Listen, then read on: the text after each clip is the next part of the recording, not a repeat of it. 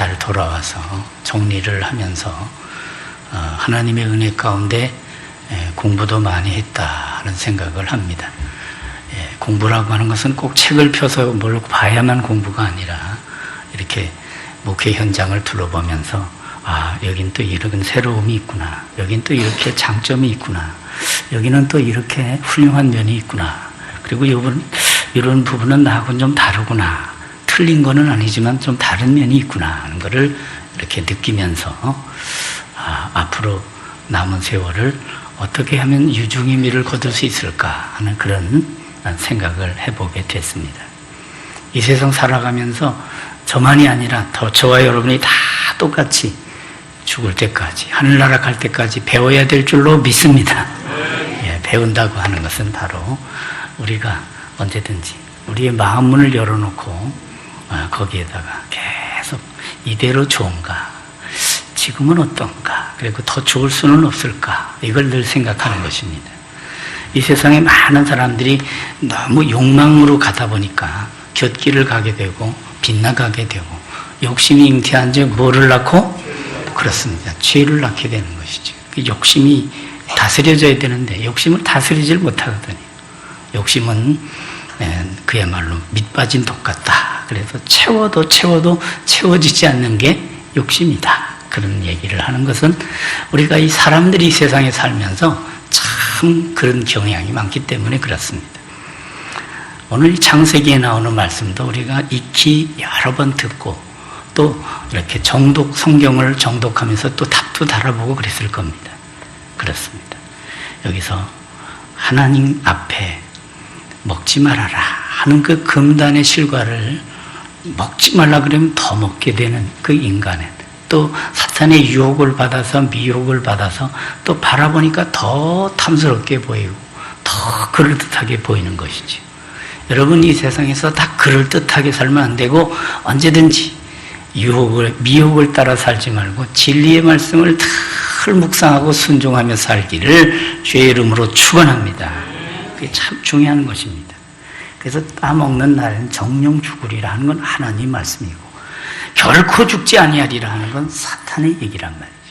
그러니까 이 기록된 하나님의 말씀을 통해서 오늘 이 시대에도 계속해서 우리는 하늘나라 갈 때까지 계속 선택입니다. 무엇을 바라봐야 되는가? 무엇이 가치가 있는가? 무엇이 의미가 있는가? 무엇이 본질인가? 무엇이 신기루 같은 존재고 무엇이 우리가 바라봐야 될 하나님이 내게 주신 목적이고 목표인가? 이 고를 잘 우리가 지향해야 된다는 말이죠. 결국은 범죄하게 됨으로 뭐가 왔습니까? 이야, 하나님처럼 됐다. 그게 아니라 그 결과가 어떻게 됐습니까? 문제가 심각해졌습니다. 범죄하게 됨으로 말미암아 수치심이 들어오고 두려움이 들어오고 동산에 거느시는 하나님의 발자국 소리도 아주 놀랄 지경으로 마음이 두근두근해지고 답답해지고 이것이 그러하여금 불행을 자초하게 되는 것입니다. 여러분 죄 짓고 이거 죄 중에 쾌락이 있다. 이건 일리는 있어요. 그러나 죄 중에 쾌락이 있는 게 아니라 쾌락만 있는 게 아니라 순간의 쾌락 때문에 결국은 올고 맺혀서 결국은 죄의 종 노릇을 하게 된단 말이죠. 그래서 성경은 죄를 짓는 자는 마귀에게 속하나니 마귀는 처음부터 범죄함이니라 이렇게 얘기했습니다. 그러니까 우리는 죄 짓고 행복할 수 없다 하는 것을 우리가 꼭 인정하고 우리는 죄를 우리가 이 세상에서 죄의 억압 속에 살지 말고 죄를 다스리면서 말씀 근거한 믿음으로 경건한 아름다운 복된 인생 되기를 주의 이름으로 축원합니다. 그래서 이 아담과 하와가 결국은 범죄하게 된 결과 어떻게 됐습니까? 수치심과 두려움과 그 답답함과 공포가 밀려오고 그래서 무화과 나무 뒤에서 이렇게 벌벌 떨고 있는 것이죠. 두려움이 떨면서 나무 뒤에 있는 그 3장 8절의 그 내용들을 우리가 잘 압니다. 하나님은 아담을 창조하실 때에 그 아담과 교제하고 아담과 대화하고 아담과 더불어 이렇게 동행하고자 하시는, 그래서 하나님과 잘 동행을 하는 만큼 우리는 우리 심령에 그 하나님의 기쁨이 우리의 기쁨이 되는 줄로 믿습니다. 하나님의 기쁨이 우리의 기쁨이 되고 하나님의 그 평화가 우리의 평화가 되고 하나님의 그 즐거움이 우리의 즐거움이 되는 것. 이것은 하나님의 뜻과 우리 뜻이 충돌되지 않고 이것이 잘 조화가 될 때. 그래서 우리는 정말 어떻게 살아야 되는가? 하나님과 동행하면서 영적인 하모니를 잘 이루어서 하나님의 보시기에 아름다운 복된 인생 되기를 주의 이름으로 축원합니다. 그래서 시편 43편 4절에도 하나님은 기쁨의 하나님이라 그랬는데 그냥 기쁨의 하나님이 아니고 큰 기쁨의 하나님이라 그랬습니다. 그렇습니다. 그 하나님의 기쁨, 그 기쁨, 하나님을 찬양하고 하나님께 영광을 돌릴 때 그 기쁨이 우리 심령 속에 탁 와 닿는단 말이죠. 그래서 주 안에서 기뻐하라 그 말은 주님과 동행하면서 주님과 기쁨을 공유하라 하는 그런 의미예요. 여러분 이 세상 살면서 아이고 나는 기쁨하고는 담쌌어. 기쁨하고는 전혀 관계가 없어. 이거 불행한 겁니다. 이거. 여러분 예수님 믿고 다 행복하고 기쁘고 즐거운 심령과 가정이 되기를 주의 이름으로 축원합니다. 그렇게 되려면 우리가 정리를 해야 되는 거예요. 정리를. 그래서 이것은 쓴뿌리다. 이것은 어둠의 세력이다. 이거는 빗나가게 한다. 이거는 겉모양은 멋진 것 같지만 이 속에는 독이 있다. 우리가 복을 먹을 때 그냥 먹지 않잖아요. 독을 다 제거하고 그리고 그래야 해야 그게 복이 되죠. 그렇습니다. 우리 생활 속에서도 언제든지 하나님의 말씀에 기초해서 이건 독성이 있어. 이거는 사망의 아골골짜기야. 겉보기는 좋은데 정말 속에는 독이 있어. 이걸 잘 분별해서 우리가 악하고 더러운 세상에서 정말 선하고 아름다운 인생이 다 되기를 주의 이름으로 축원합니다. 이게 꼭 돼야 되는 것입니다. 그래서 다윗도 항상 하나님과의 그 뜻을 맞추잖아요. 언제든지 하나님께 뜻을, 다니엘도 뜻을 정해서 바로 이 세속화된 세상에서 이방 땅에 나가서 비록 나라가 국군이 다해서 포로가 된 그런 상황이지만 그럼에도 불구하고 그는 언제든지 하나님을 바라보며 하나님의 뜻 안에서 자기의 그 영적인 상태를 잘 관리하고, 그래서 다니엘서 1장 8절을 보면 다니엘은 뜻을 정하여, 여러분 하나님의 말씀을 듣고 읽고 그 말씀을 은혜 받고 나서 그 말씀을 딱 기초해서 나도 이제 이렇게 살겠다는 뜻을 정하는 다니엘과 같은 믿음의 결단이 있기를 주의 이름으로 축원합니다. 그게 필요한 것이. 그래서 말씀을 붙들고 뜻을 정하고 뜻을 정하면서 그 말씀의 기준에서 하나님께 기도하고, 그리고 하나님의 그 깊으신 뜻을 깨달아 우리가 행동 하나하나를 우리가 심사숙고하면서 믿음의 행보를 걸어가는 것. 그래서 우리가 걷는 길은 불신앙의 길이 아니라 언제든지 믿음의 길이란 말이죠. 여러분 믿음은 무엇입니까? 그러면 우리는 믿음은 사건이다. 창조 사건, 구속 사건, 우리를 회복시키는 은총의 이 모든 사건들을 우리가 다, 그래서 성경에 나오는 이 어떤 일도, 성경에 나오는 어떤 기록도 이게 다 꾸며낸 얘기가 아니에요. 인간이 그 만들어낸 얘기가 아니에요. 다 하나님의 그 하나님의 그 역사의 일대기란 말이죠. 그러니까 팩트 아닌 것이 없단 말이에요. 전부가 다 하나님께서 역사 속에 하나하나 선지자를 통해 사도들을 통해서 기록한 아주 살아계신 하나님의, 살아있는 하나님의 말씀으로 믿으시기 바랍니다. 그래서 우리는 그 말씀에 근거한 믿음을 갖고, 그리고 그 믿음으로 말미암아 하나님을 아빠 아버지라고 부르는 관계 중심의 인생. 그래서 한번 따라합시다. 믿음은 관계다. 이 말을 우리가 늘 되새겨야 되는 것이, 바람직한 관계, 아름다운 관계, 경건한 관계, 정말 하나님의 진정한 자녀됨. 그래서 우리는 하나님의 자녀라고 하는 그 감격과 확신과 그 정체성을 갖는 것. 그래서 이 과거에는 우리가 그리스도 밖에 있을 때는 어둠이었지만 이제는 그리스도를 영접하고 새 사람이 되고 나선 무엇이 됩니까? 새로운 피조물이 되는 줄로 믿습니다. 그래서 새 심령이 되고 새로운 목표가 보이고 새로운 가치관, 인생관, 세계관이 다 열리게 되는 것이죠. 그래서 영안이 열리면서 땅에 살면서도 우리는 두 발을 딛고 땅을 딛고 살지만 우리의 소속은 하늘에 있는 줄로 믿습니다. 그래서 우리의 시민권은 하늘에 있는지라, 바로 그것입니다.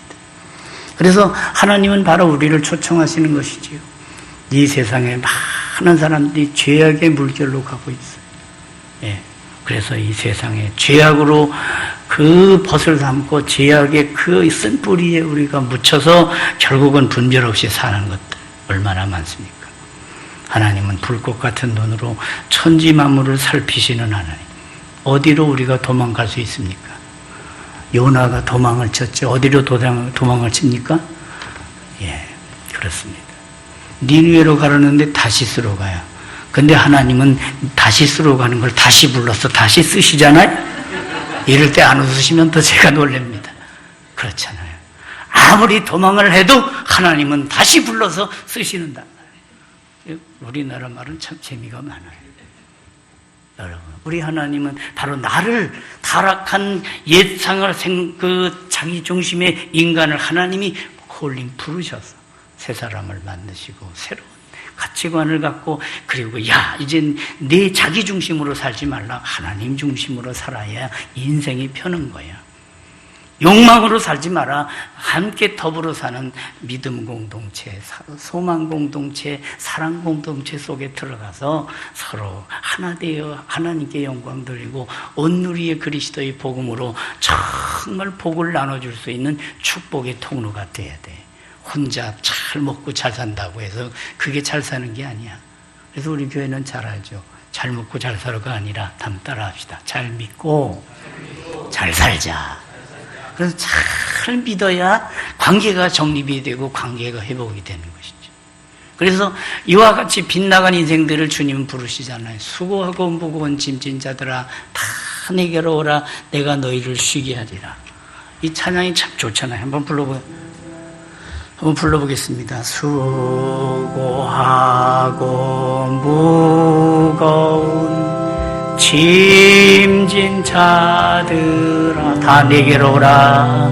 다 내게로 오라. 다 내게로 오라. 내가 너희를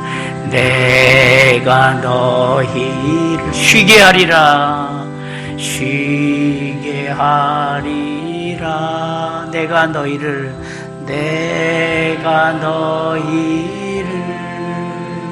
쉬게 하리라. 할렐루야. 그렇습니다. 주님 앞에 가면 죄의 그 무게에 눌려서 억압됐던 영혼들이 이제는 그리스도 안으로 돌아가서 죄 문제가 싹 해결받는단 말이죠. 그래서 우리는 어떤 존재입니까?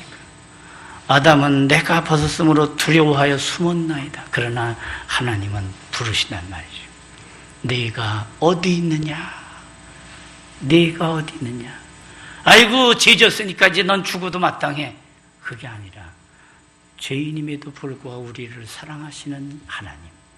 우리가 아직 죄인 되었을 때 그리스도께서 우리를 위해 죽으심으로 하나님의 우리를 향한 사랑을 확증하신 줄로 믿습니다. 그래서 우리는 이 사랑을 받고 이 사랑 속에서 다시 하나님의 형상으로 회복이 되어 그리스도의 보배로운 그 피 보혈로 말미암아 우리가 죄책감에서 두렵고 떨림으로 사는 존재가 아니라 이제는 하나님의 자녀로 회복이 되어서 하나님의 형상, 하나님의 거룩한 영성을 가지고 경건한 아름다움을 가지고 마음씨도 말씨도 솜씨도 하나님께 영광 돌리며 살아도 주를 위해 살고 죽어도 주를 위해 죽나니 그러므로 사나 죽으나 우리가 주의 것인 줄로 믿습니다. 그래서 하나님의 소속감을 갖고 제대로 살기를 주의 이름으로 축원합니다. 이 소속을 잃어버리면 큰일이란 말이에요. 나는 예수 그리스도를 믿고 거듭나는 순간에 나는 이제 소속이 천국이요 소속이 주님 품 안인 줄 믿으시기 바랍니다.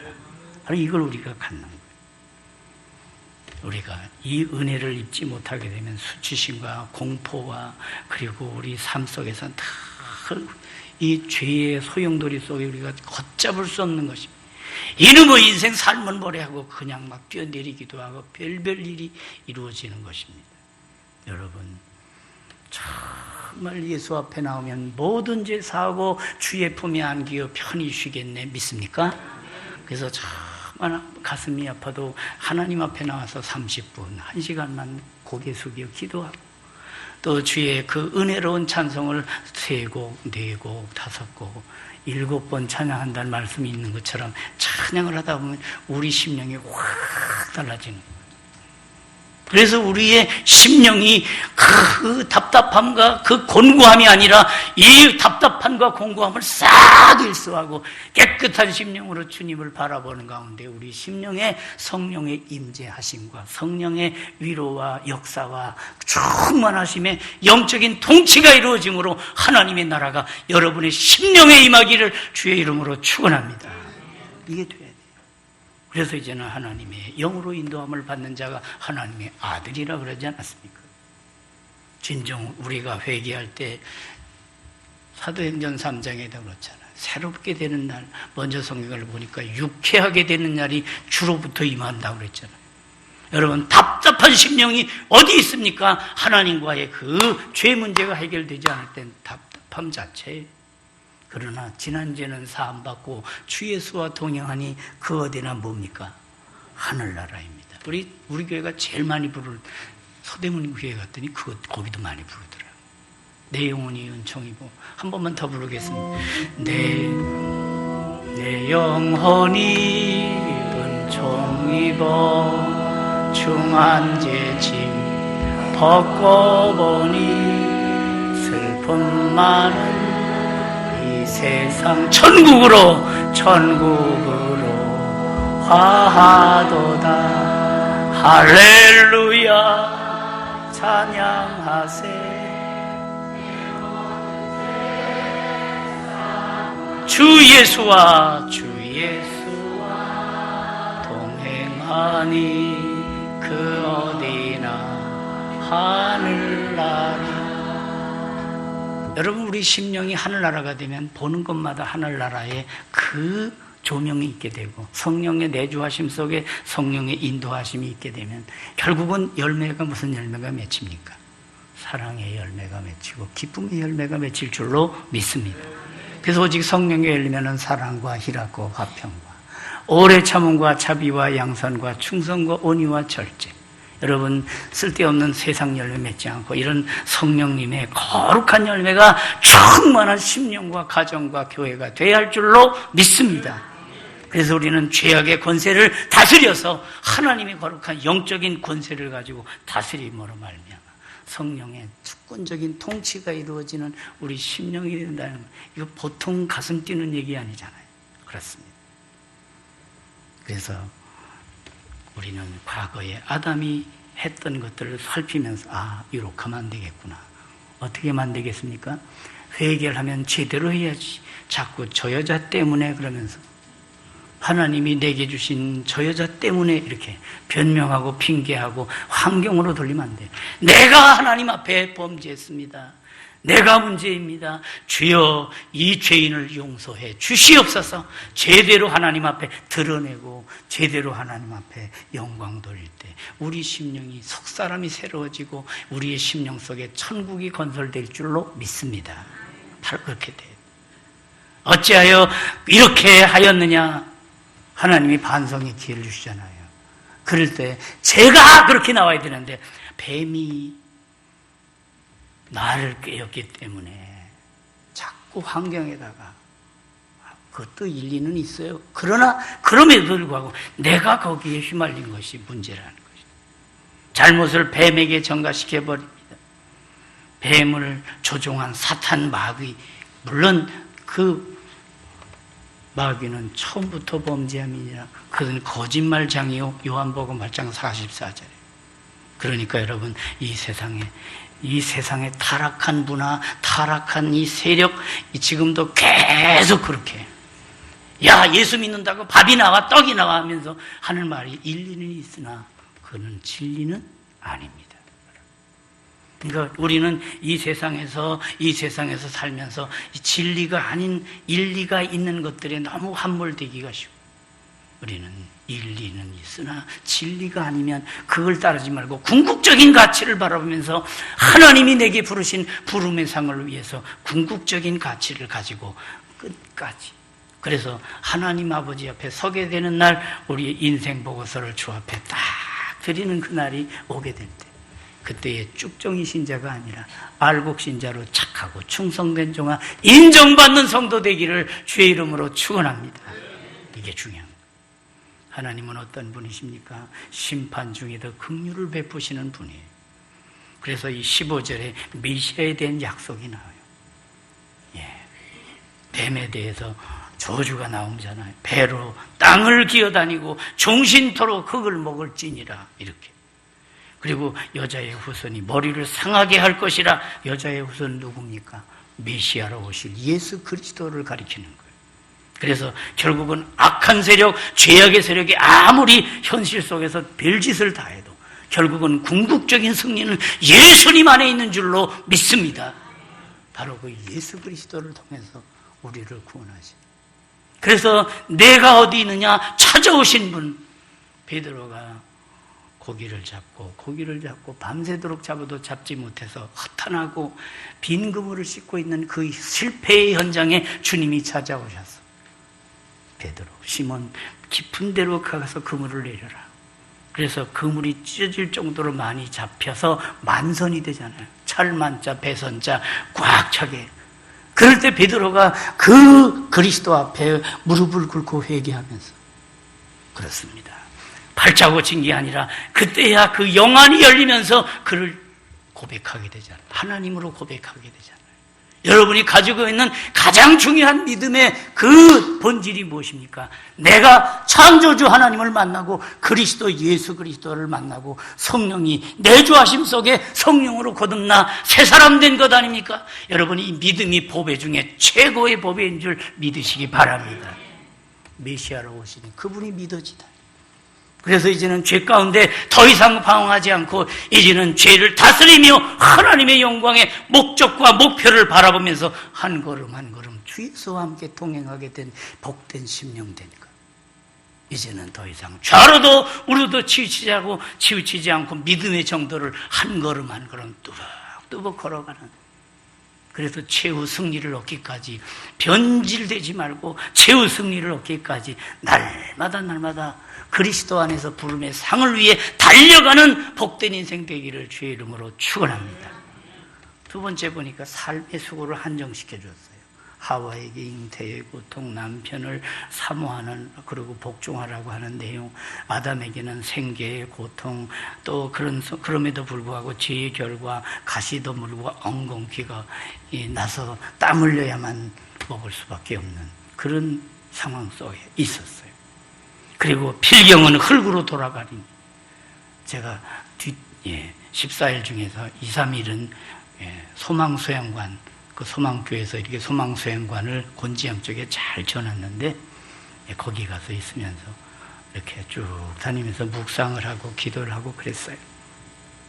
거기 갔더니 이렇게 그렇게 그 수목장 같이 이렇게 해놓고 거기 앞에 딱 써 있는 글귀가 있는데, 너는 흙이니 흙으로 돌아가올지라. 그게 딱 새겨져 있더라고요. 여러분, 우리 육신은 흙이니 흙으로 돌아갈 수밖에 없는 그런 존재인 것 믿고, 우리는 육신적인 중심으로 꿈을 갖지 말고 영원한 가치의 영적인 거듭남을 통해서 하나님 앞에서의 영원한 가치 지향적인 복된 인생 되기를 주의 이름으로 축원합니다. 이게 필요한 거예요. 그래서 인류의 욕심과 교만으로 뱀의 유혹에 빠져 하나님의 명령을 어긴 이런 불행을 계속 악순환을 반복하지 말고, 여러분, 칼빈 선생은 고통 자체가 죽음의 시작이다 이렇게 말하기도 했어요. 일리 있는 말입니다. 그렇습니다. 이제는 수고를 그치고 쉬리니, 이는 예수 안에 안 오면, 예수님 안에 들어오면 수고를 그치고 쉬는 것입니다.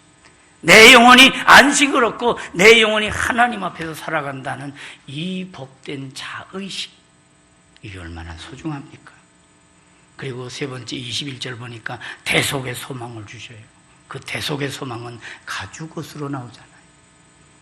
하나님이 아담과 하와를 위하여 가죽옷을 지어 입히시니라. 이게 그냥 보통 얘기가 아니에요.